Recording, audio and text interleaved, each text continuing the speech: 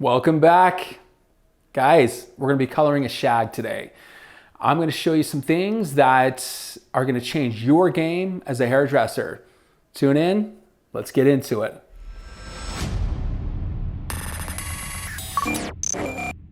So there's three different things to consider when you are gonna color a shag haircut. Number one is gonna be face shape.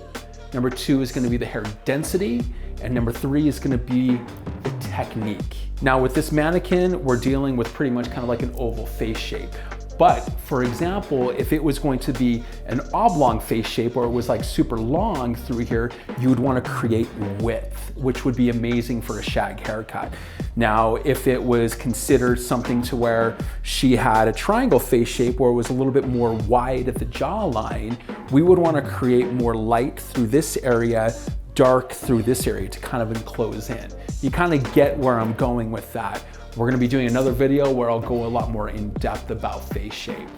Hair texture, okay? Now this natural texture through here, she's got like a little bit of texture through here, but if you were dealing with really curly hair or really straight hair, you could essentially add more texture the way that you put the color in there. And number three is gonna be more of a technique. Now we'll go into that, and that'll also come into play with really the hair texture. The technique, we're gonna be splitting this specific look, and we're gonna do this side more whisper, we're gonna do this side more of a shout scream. So you're gonna kind of see the difference of technique. Let's get right into it, guys. Let's start that now.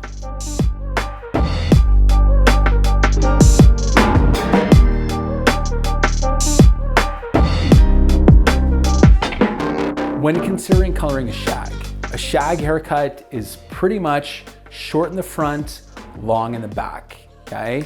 That's gonna be a round shape, okay? A triangular shape, I actually cut that a few weeks ago, and I can link that video right here.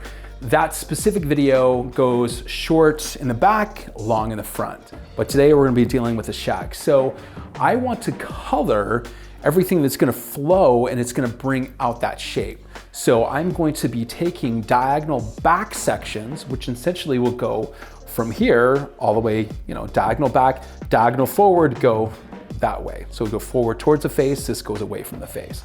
So I'm gonna be doing this side more of the whisper. So this is gonna be very soft baby lights, some skip slices, some slices. We're gonna be doing a combination to get a really soft look for this, okay? And then this side, we're gonna be doing more of a shout or more of a scream. So it's gonna be a lot heavier, a lot more color coming through. So let's get started, let's do this. So as I start to do this, I took this section right through here. Now what I'm gonna be doing is I'm really just gonna be taking out this specific right through there.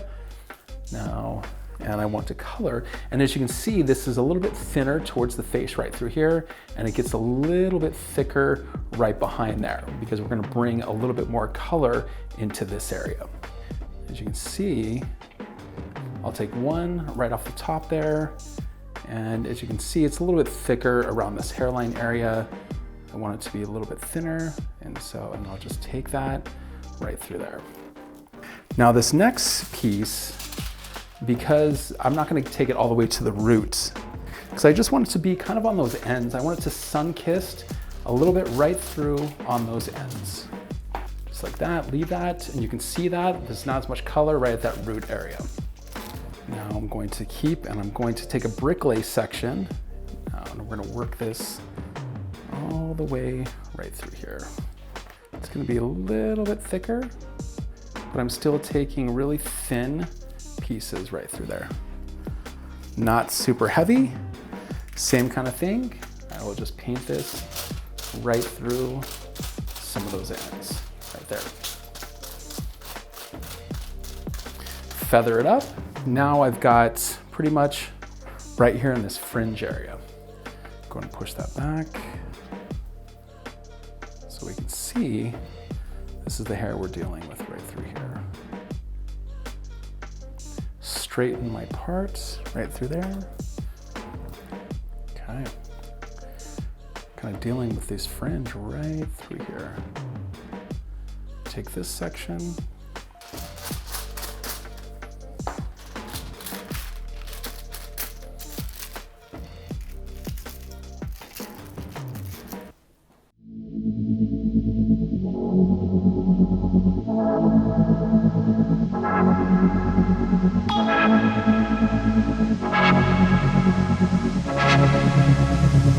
So as you can start to see, I'm really starting to just bricklay these foils on this side, and I'm really working my way up, diagonal back.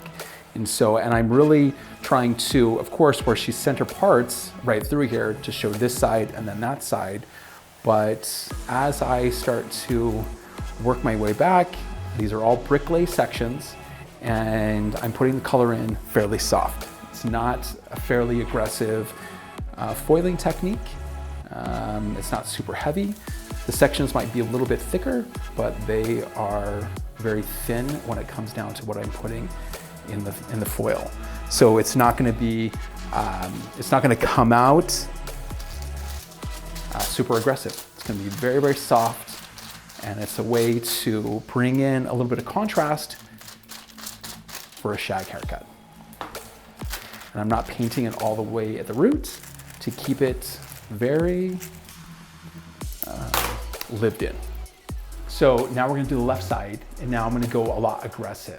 You know, these are gonna be a lot thicker, everything to show off a lot more color. The placement is gonna remain the same though. We're still going diagonal back, and you'll be able to see the difference. So let's get right into it. Come on right over here. Now, with this, I'm gonna take this a lot thicker through here. I'm gonna take out this section right through here. We're gonna apply this, just like that.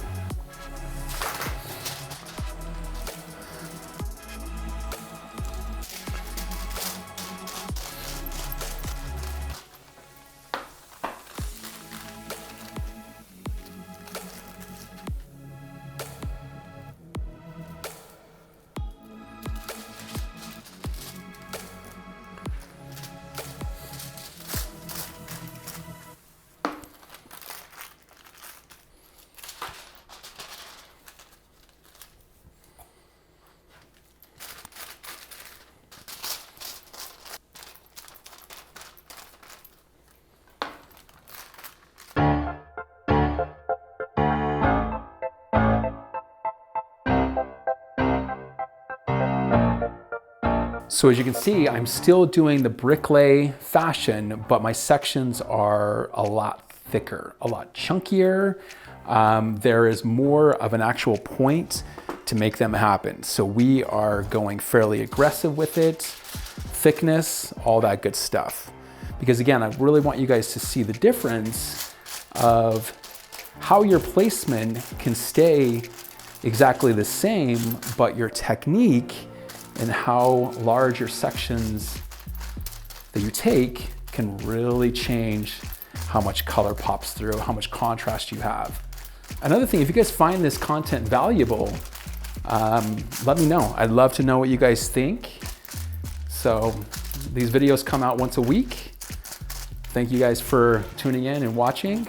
So that took about 15 minutes to apply right there. As you can see, looking at the foils right now, everything looks exactly the same on the surface right through here. But what's going on inside of these is what's really going to, what you're really gonna be able to see after we get this shampooed. We're gonna let this sit for 15 minutes and we will check that out. We'll probably get it shampooed. Cool, we'll see you guys then.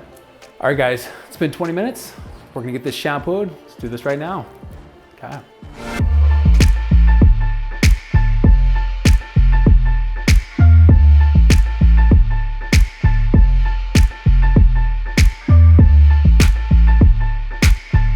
So as you guys can see from when I was out there rinsing it, you know, you can see it's a lot more color popping through on this side, a little bit less contrast over here on this side. Let's go ahead and get this dry. Let's check that out now.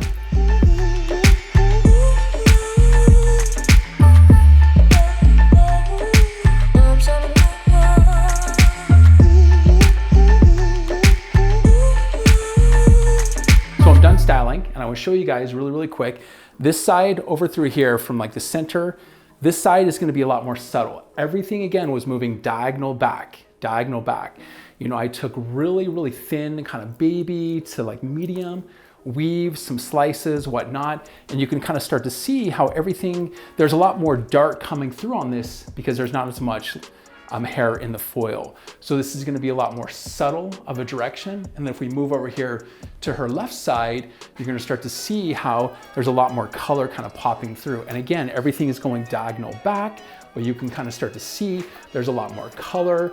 And this is gonna be if somebody's, of course, wanting their color to pop a little bit more contrast, whatnot. She's got a little bit more of an oval face shape, and so the color is a lot more evenly distributed from top to bottom. Because again, if you have an oval face shape, you can have color in the midsection, you can have it up high, you can have it down low, because you're not really trying to hide anything.